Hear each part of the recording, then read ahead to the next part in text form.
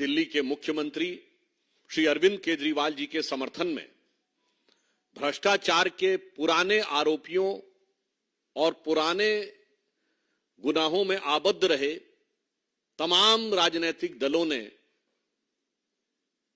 उनका समर्थन किया था और इसके लिए भावनात्मक आधारों का भी उपयोग करने का प्रयास किया गया।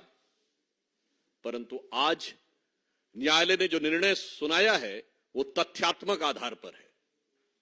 तथ्यात्मक आधार पर दिल्ली के मुख्यमंत्री श्री अरविंद केजरीवाल जी को 15 दिन की न्यायिक हिरासत में भेजा गया है। परंतु इस तथ्यात्मक आधार से बड़ा संवैधानिक और नैतिक प्रश्न खड़ा हो रहा है, क्योंकि वो हिरासत से सत्ता की सियासत करने वाले मुख्यमंत्री तो रह ही चुके थे और अब अभी तक उन्होंने जुडिशियल कस्टडी के बाद भी कोई उत्तर नहीं दिया है। इससे यह बहुत साफ हो जाता है कि सारा विपक्ष जिस आरोपी को बचाने के लिए प्रयास कर रहा था, न्यायालय की दृष्टि में वो गंभीर आरोप हैं और जो लोग केवल बयानबाजी करने का प्रयास करते हैं, यह विषय सिर्फ एक कानून या नियम का नहीं है। निश्चित रूप से न्यायालय के समक्ष कुछ ऐसे तथ्य रहे होंगे जो ना आपके संज्ञान में है ना हमारे संज्ञान में है, जिनके आधार के ऊपर यह निर्णय लिया गया। अतः हमारे विपक्षी दल जो निरर्थक और अनर्गल बयानबाजी करते हैं, उन्हें इन गंभीर तथ्यों पर विचार करना चाहिए और न्यायालय ने अपना इस विषय पर अभिमत दे दिया है। Those who try to portray the bogey of victimhood, I would like to underline that today's judgment of the court is based on the concrete evidences for which neither we or nor you or anybody else is privy to it. So it is the jurisprudence of the court which has decided to extend this judicial custody for 15 days. Now it raises certain moral and constitutional question. यहां पर मैं याद दिलाना चाहता हूं कि ये रामलीला मैदान में ही शादिया जी जिसके संस्थापक सदस्यों में रही, अन्ना जी उनके गुरु हुआ करते थे और हिंदी में कहावत होती है, गुरु गुड़े रहे चेला शक्कर हुई गए। तो गुरु ने तो कहा था हम राजनीति में नहीं आएंगे, चेला राजनीति में आके मुख्यमंत्री भी हुए लिए। परंतु कल उन्होंने एक दूसरी रैली की जिसमें उनके गुरु बदल गए, गुरु लालू प्रसाद यादव जी हो गए और मुझे प्रतीत होता है शायद उनके भी गुड़ के मुकाबले ये शक्कर होने की तरफ ना आगे बढ़ जाएं, क्योंकि लालू प्रसाद यादव जी ने तो कम से कम इस्तीफा दे दिया था जब वो जेल जाने लगे थे। अभी तक इन्होंने इस्तीफा नहीं दिया है।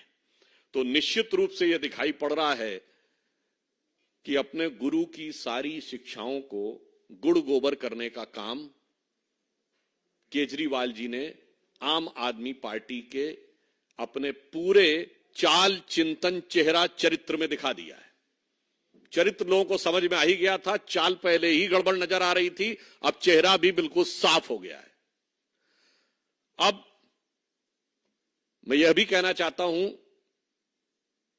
कि इस प्रकार की मीडिया में रिपोर्ट आई है कि केजरीवाल जी ने वहां नाम लिया है कि मुख्य आरोपी विजय नायर आतिशी और सौरभ भारद्वाज को रिपोर्ट करते थे। महोदय, अब मैं ये कहना चाहूंगा, ये तो समझना बड़ा मुश्किल है कि भाई शराब का घोटाला तो था, जिसको देखो वही आज यहां मदहोश है। अब यहां किसने है पी और किसने है पिलाई, ये तो समझना बड़ा मुश्किल हो रहा है भाई। लगता है सबने मिल बांट कर है पी और पिलाई। यह दर्शाता है, या जिसे हमने हिंदी में एक कहावत है ना, एक हु तो समझाइए आके कूप ही में ही भांग पड़ी है। अर्थात एक व्यक्ति हो जो गलत रास्ते पे जा रहा हो, उसे आप सही रास्ते पे लाने का प्रयास कर सकते हो, नशे में हो, पर ऐसा लगता है कि कुएं में ही भांग पड़ी है, तो जिसने पिया वही नशे में है। ये गंभीर प्रश्न उठा रहा है। और अब इसके साथ यह भी बात बहुत साफ होती जा रही है कि केजरीवाल जी निरंतर ईडी के सामने आने से क्यों बच रहे थे। शायद उनको लग रहा हो और उनके आम आदमी पार्टी के बाकी सदस्य जो बहुत ही उत्साह और उच्छृंखलता के साथ उनका बचाव करते नजर आ रहे थे, शायद वो इस संभावित खतरे से डर रहे थे कि मानो वो कह रहे हो कि केजरीवाल जी कह रहे हो बैठा हूं दिल में इतने राज छुपाए, जरा सा होंठ हिले तो जाने कितनों का दिल डगमगाए। तो इसलिए हम यह बात स्पष्ट करना चाहते हैं कि शराब घोटाले को लेकर दिल्ली सरकार की स्थिति भ्रष्टाचार के आरोप में उत्तरोत्तर स्पष्ट होती चली जा रही है। न्यायालय के द्वारा यह निर्णय होने के बाद अब यह देखने का विषय होगा कि केजरीवाल जी इस्तीफा लेते हैं या अपने किसी दूसरे गुरु के नक्शे कदम पे चलते हुए देखना होगा कि वो नई राजनीति के स्वयंभू किरदार कोई नई राजनीति की तरफ बढ़ते हैं या पुरानी राजनीति को, जिसे कहते हैं ना old wine in a new bottle, तो पुरानी राजनीति को एक नए किरदार में प्रस्तुत करते हैं। धन्यवाद। अब शादिया जी आपको संबोधित करेंगे।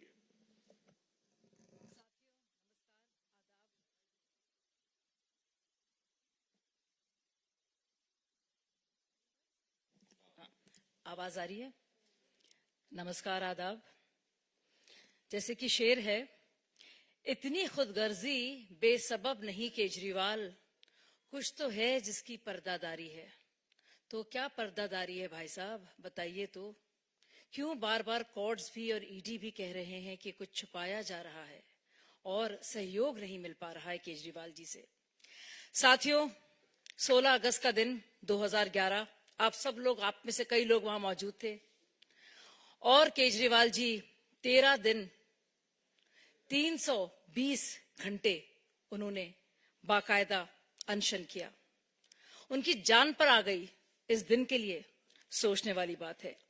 हम लोग सब इकट्ठा होते थे, केजरीवाल जी लहराते थे वो फर्रे सबूतों के और कहते थे निकलो बाहर मकानों से, जंग लड़ो बेईमानों से। पहले लड़े थे गोरों से, अब लड़ेंगे चोरों से।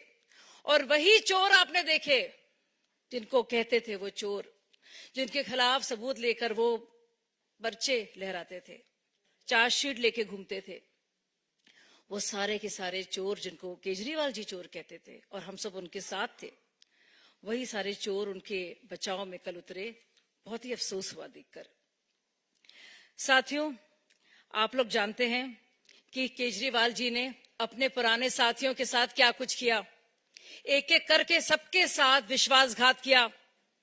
गुरु अन्ना जी के बारे में तो बताया ही सुधांशु भाई ने, लेकिन एक एक करके आपने देखा, चाहे वो योगेंद्र यादव हो, प्रशांत भूषण हो, सबसे पहले मैं इससे निकली, मयंक गांधी हो, और ऐसे बहुत सारे लोग बिछड़े सभी बारी बारी।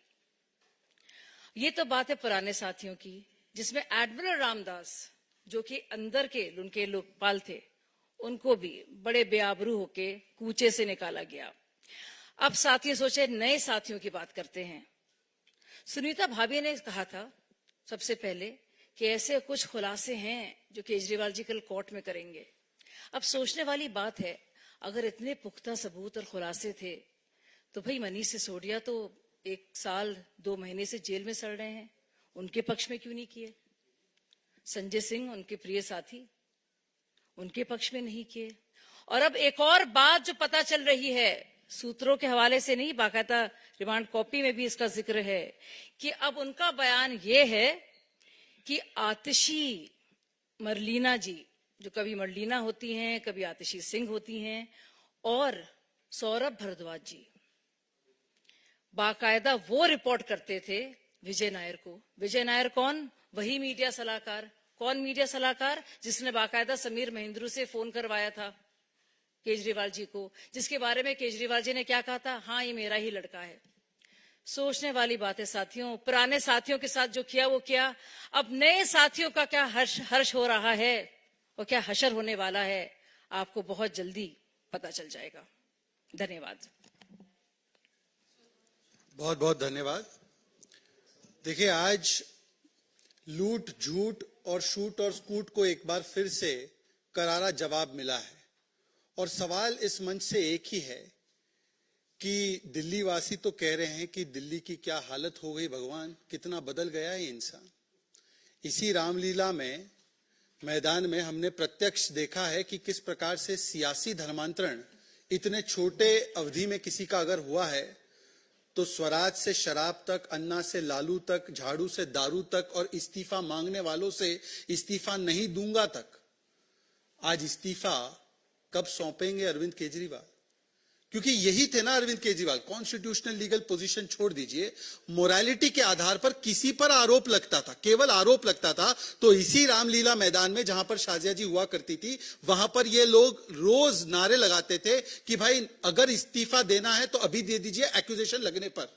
और लालू जी का मांगा, सोनिया जी का मांगा, राहुल जी का मांगा, अखिलेश जी का मांगा, सबका मांगा। आज उन्हीं राहुल जी, लालू जी, सोनिया जी, तेजस्वी जी के साथ खड़े होकर कह रहे हैं कि मैं इस्तीफा नहीं दूंगा। तो कितना बदल गया है इंसान।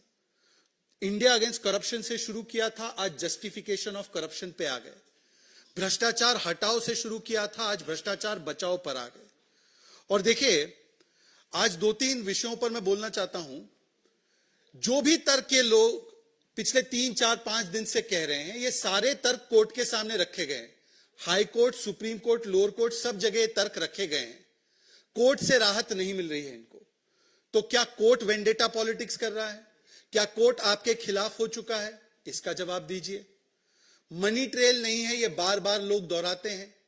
एक बात मैं आपको स्पष्ट कर दूं, वैसे तो सुप्रीम कोर्ट ने 338 करोड़ के मनी ट्रेल की बात की, सीबीआई के कोर्ट ने 100 करोड़ के मनी ट्रेल की बात की। इनके स्वयं वकील ने, जो गुप्ता जी इनके वकील थे, जब खड़े हुए, जिस दिन केजरीवाल स्वयं बोले, उस दिन उन्होंने ऑन रिकॉर्ड बयान दिया, मनी ट्रेल तो खर्च हो गया गोवा चुनाव में। ये उनका कोट अनकोट ऑन रिकॉर्ड बयान है। पर ये कहते चवन्नी नहीं मिली, हम कट्टर ईमानदार हैं। तो कुल मिलाकर अब ये हो रहा है 3G घोटाला। 3G घोटाला क्या है? पहले शराब में घोटाला किया, उसके बाद सरकार जो जेल से चला रहे हैं वो घोटालेबाजी वाले ऑर्डर से चला रहे हैं। आज तक वो सीएमओ के ऑर्डर पर एक स्पष्ट जवाब नहीं आया है कि वो ऑर्डर जारी हुआ कैसे, किया किसने, किसने वहां पर सूचना दी सीएमओ को, कौन सा लिखित आदेश पारित हुआ, किस कोर्ट के आदेश से वो आदेश गया, कोई जवाब नहीं। और तीसरा है कि अब वो घोटालेबाजों की सहायता लेकर अपने घोटालों पर पर्दा डालना चाहते हैं। पर आज स्पष्ट तरीके से हम कुछ सवाल पूछना चाहते हैं, और वो सवाल ये है कि पहले तो अगर आप मुख्यमंत्री रहकर जेल से सरकार चला सकते हैं, तो भाई मनीष सिसोदिया ने क्या गुनाह और पाप किया था? उनका इस्तीफा तुरंत ले लिया। सत्येंद्र जैन का भी इस्तीफा ले लिया। अपने लिए अलग स्टैंडर्ड रखते हैं, और इनका इस्तीफा क्यों ले लिया? तो अब क्या है कि मीडिया में चल रहा है कि अब वो दूसरे कुछ अपने साथियों पर ब्लेम डालने की कोशिश कर रहे हैं। तो क्या तय कर दिया गया है कि अपने आप को किसी भी कीमत पर बचाना है तो दूसरों की बलि दी जाए? क्या ऐसा है? ये मैं नहीं कह रहा हूं, ना मैं कह सकता हूं, पर ये बातें चल रही है। दूसरी बात, आप देखिए ट्रेंड क्या है। कल कैलाश गहलोत जी को शायद समन किया गया था, वो गए। तो कैलाश गहलोत जी कल या परसों गए, तो उन्होंने ब्लेम डाला आतिशी पर। आतिशी से जब प्रेस कॉन्फ्रेंस में पूछा गया तो उन्होंने ब्लेम डाला सौरभ जी पर।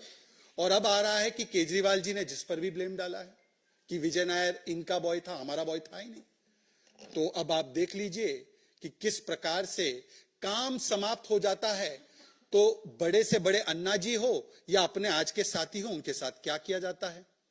तीसरा सवाल यह है कि शराब घोटाले के जो मूल सवाल है, उस पर कब जवाब देने के लिए आम आदमी पार्टी के मंत्री प्रेस कॉन्फ्रेंस करेंगे?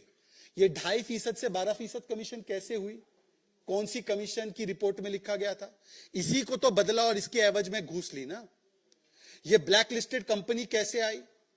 ब्लैक लिस्टेड कंपनी आई, उन पे कार्रवाई नहीं, इसी के एवज में तो आपने घोटाला किया ना।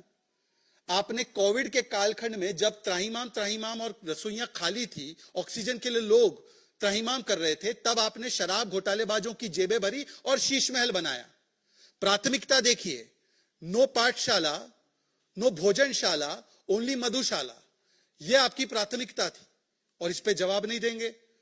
और आखिरी सवाल है कि अगर इसमें कोई घोटाला हुआ ही नहीं, तो आज तक कोर्ट भी आपको राहत नहीं दे रहा। आप नई पॉलिसी से पुरानी पॉलिसी पर चले गए, और आप ही की बीएफएफ हमारी लैंग्वेज में, क्योंकि मैं मिलेनियल हूं थोड़ा सा, तो मैं बोलता हूं बेस्ट फ्रेंड फॉर एवर, जो दिल्ली में बने हैं, हालांकि पंजाब में फ्रेंड्स विद बेनिफिट्स है।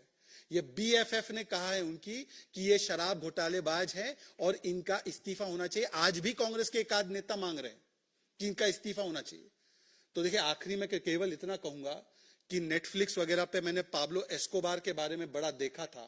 ये पाब्लो एस्कोबार नशा का कारोबार चलाता था जेल के भीतर से, और दिल्ली में भी एक पाब्लो एस्कोबार दिखाई देगा जो सरकार अपनी चलाएगा दिल्ली के जेल के भीतर से। वैसे जेल के अंदर क्या क्या सुविधाएं उपलब्ध होती है सत्येंद्र जैन के माध्यम से हमें पता चला है, पर वहां से चलेगी सरकार। ये कितना बदल गया इंसान, इसका जवाब आज दे अरविंद केजरीवाल। अब एक एक करके हम इसी विषय पर सवाल लेंगे, और नारी शक्ति का सम्मान करते हुए प्रज्ञा जी आप शुरू कीजिए, सुधांशु जवाब दें।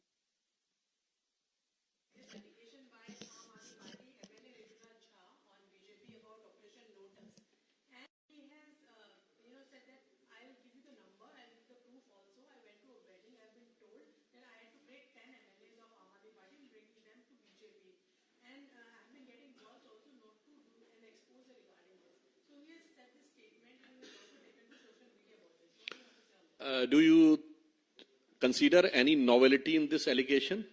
So I think this type of allegation lacks any substantivity. This has become a consistent habit of Aam Aadmi Party to divert the issues. But मैं एक बात जरूर कहना चाहूंगा, Aam Aadmi Party has become the only party in the history of the country which has got more than 90% majority on the floor. Still, they have called out their MLAs to pledge कि हम नहीं टूटेंगे, नहीं अलग होंगे। 90% की majority, उसके बाद उनको लगता है उसमें से कोई 2/3 चले जाएंगे। मुझे लगता है this shows the level of mistrust they are having. It may be because of the anguish against their leadership, but these type of flimsy, frivolous allegations have lost their any appeal which Aam Aadmi Party uses to throw in the air since several years. I would just like to say one more thing. What prevents Rituraj ji, prevents him from going to the police station and lodging an FIR? Why take to social media? Why not give evidence? Why not name the people? And what kind of evidence does he have? What stops him from going to the police station? वैसे इसमें एक और बात add कर दें, केजरीवाल जी भारत के पहले मुख्यमंत्री थे जिन्होंने एक नया तरीका बताया था, कोई भी तुमसे घूस मांगे तो उसका स्टिंग कर लेना। कहाँ है वो स्टिंग भाई? नहीं, मतलब आपके विधायक ही नहीं बात कर रहे हैं, ये दर्शाता है हमेशा वो चेहरे से कुछ और, शक्ल से कुछ और नजर आते हैं, और बाखुदा आगे आप खुद समझ पाते हैं। इसमें केवल एक फैक्चुअल पॉइंट ऐड करूंगा, फिर रविकांत जी का मौका है। इसमें केवल एक चीज कि 1-1.5 साल पहले प्रज्ञा जी, सौरभ भारद्वाज ने प्रेस कॉन्फ्रेंस करते हुए और बाकी के नेताओं ने कि 800 करोड़ रुपए भारतीय जनता पार्टी ने इकट्ठा कर रखे हैं आपकी पार्टी को तोड़ने के लिए, और उन्होंने कहा सही समय पर हम मीडिया वालों को ऑडियो टेप देंगे।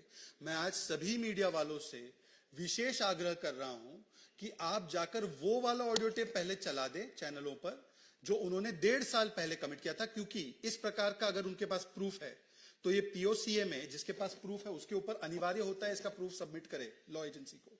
आज तक वो नहीं आया। एनीवे, रविकांत जी।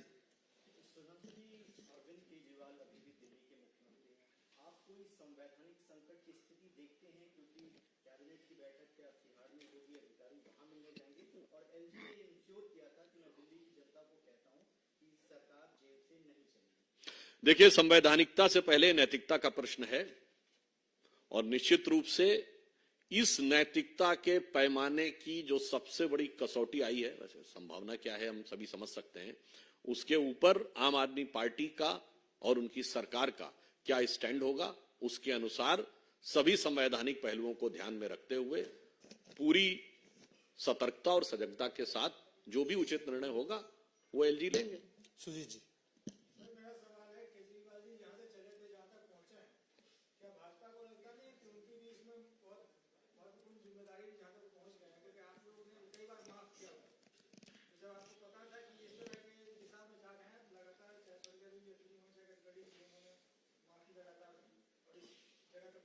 नहीं, जो आप शायद इस विषय को मैं आपको तथ्य स्पष्ट कर दूं, वो जो चले हैं तो पहला कदम किसने चलाया था? जब हमारी 32 सीटें थी, उनकी 28 थी और 8 सीटें कांग्रेस की, तो पालकी ढोकर आम आदमी पार्टी की कांग्रेस ने उनको पहला कदम चलाया था। और फिर उन्होंने ऐसा काम लगाया कांग्रेस का कि पंजाब में उनकी सत्ता का स्विच ऑफ कर दिया, गुजरात में उनका वोट हाफ कर दिया, और दिल्ली में तो उनको साफ कर दिया, और उसके बाद कल कांग्रेस ने उनको माफ कर दिया। साहब, माफ हमने नहीं किया, कांग्रेस ने किया है। हिमांशु जी।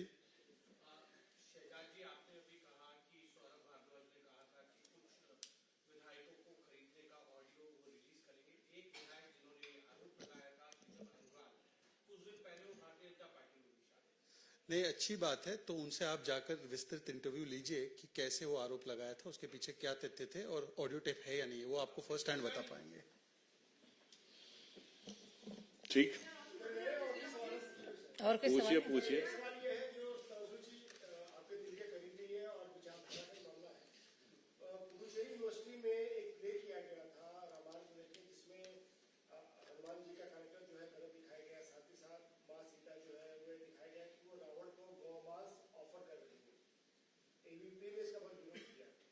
ये कोई नई बात नहीं है। 1993 में जब अर्जुन सिंह जी एचआरडी मिनिस्टर थे, आपको ध्यान हो, इस ढंग की तमाम प्रकार की आपत्तिजनक, अनर्गल, अशोभनीय और अभद्र रामायण के संदर्भ में बातें हुई थी।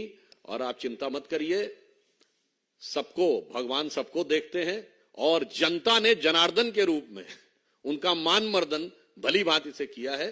और आगे आगे देखिए क्या होता है। दीपिका वन से एक से प्रज्ञा जी, एक एक सबको मौका मिले। दीपिका एमन रुके हुए।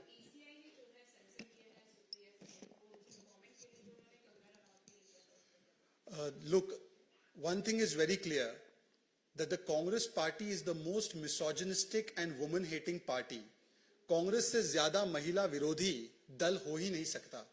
25 तारीख की घटना थी। सुप्रिया श्रीनेत ने न केवल कंगना जी का बल्कि पूरे मंडी का और हिमाचल प्रदेश के बहुत ही अच्छे स्वभाव के लोगों का अपमान करने का काम किया उस पोस्ट के माध्यम से। और उन्होंने ये कुतर्क दिया कि ये किसी ने किया है मेरे हैंडल से। अब इतने दिन हो गए हैं, 1 अप्रैल आ चुकी है, परंतु वो आइडेंटिफाई नहीं हो पाया कल्प्रिट। और उसके अलावा कांग्रेस के अन्य नेताओं ने भी इसको ट्वीट किया था। मतलब ये सहयोग नहीं, ये सोचा समझा प्रयोग था। और कांग्रेस का अगर चरित्र देखे तो कर्नाटका के कांग्रेस के मंत्री कहते हैं कि महिलाओं का काम केवल रसोई तक सीमित होना होता है, जिसपे साइना नेहवाल जी ने अपना शायद ट्वीट किया था। आपने देखा होगा कि किस प्रकार के लोगों को बुलाकर प्रियंका वाड्रा ने टिकट दिया है हाल ही के चुनाव में।